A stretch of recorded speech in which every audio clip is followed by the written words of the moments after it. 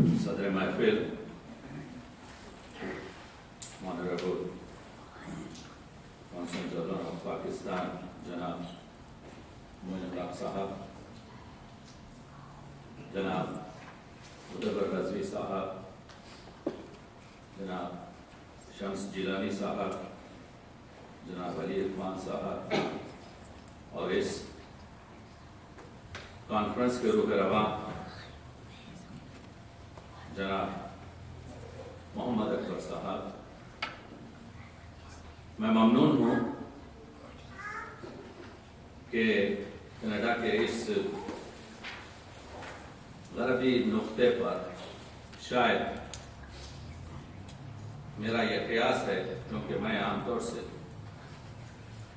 رسائی ادب کی کانفرنسوں میں بلوایا جاتا ہوں، شاید یہ پہلی کانفرنس ہے جو اردو ادب کے حوالے سے اور رسائی ادب کے ارتقاء سے مربوط ہم پیش کرنے کی کوشش کر رہے ہیں، یا بالفاظ دیگر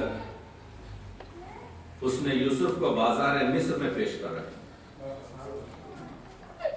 اب گفتنی اگر ممبر سے نہ ہو تو پھانسی کے تختے سے ہونی چاہیے۔ میری اس گفتگو میں